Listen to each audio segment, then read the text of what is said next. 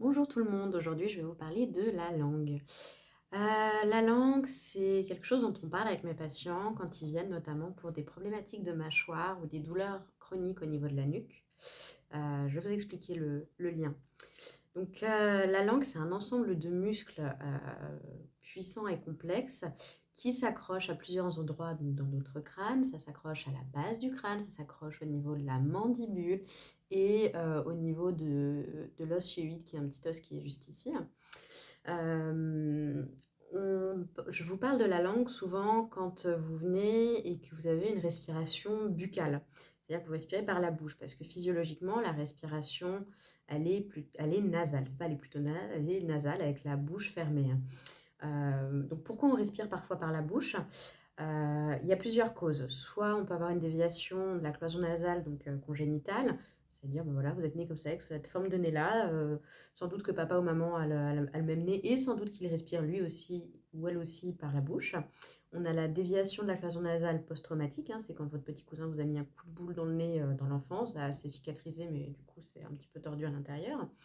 Vous pouvez avoir des végétations hypertrophiques. Donc les végétations, c'est des petites glandes à l'arrière du nez qui peuvent être un peu trop grosses et gêner en fait le flux d'air. Et pareil, on peut avoir des cornets naso-hypertrophiques. Donc c'est des petits os à l'intérieur du nez qui peuvent être un peu trop gros et qui peuvent gêner donc la circulation de l'air. Et puis on peut avoir une respiration buccale avec la langue en bas, hein. Normalement, physiologiquement, quand on a la bouche fermée, vous pouvez faire le test. La majorité d'entre vous, votre langue, elle est collée au palais. Et cette langue au palais, elle permet de modeler le bas des fosses nasales, hein. Et quand elle bouge, la langue, elle modèle aussi donc du coup l'articulé dentaire et la mâchoire.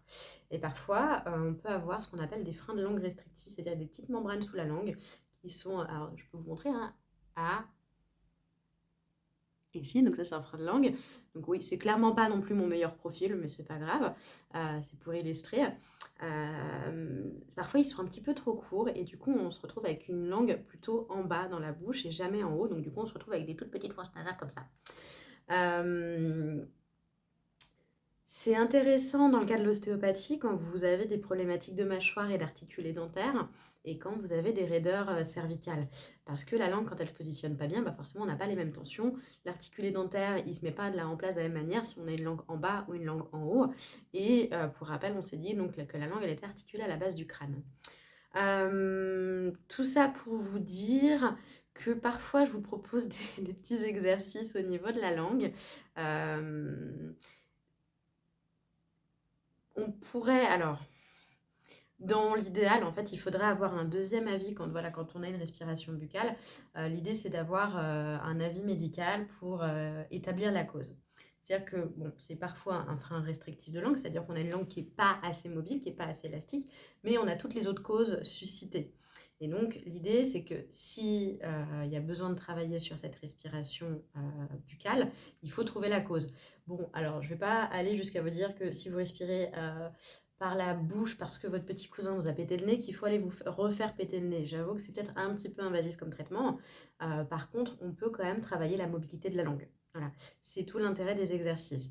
Donc, c'est l'objectif de cette vidéo, c'est de récapituler pour certains patients en fait les exercices dont j'ai pu vous parler. C'est hyper basique.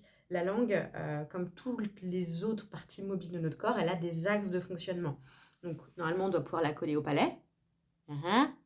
Ah, on doit pouvoir la mettre à droite, la mettre à gauche et puis la faire tirer la langue, protruer. Donc, ah, un, un.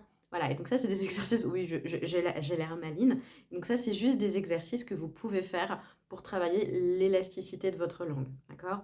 Donc oui, dans l'idéal, je demanderais, quand je suspecte un frein de langue restrictif aussi chez un adulte, je demanderais bien un avis chez l'ORL.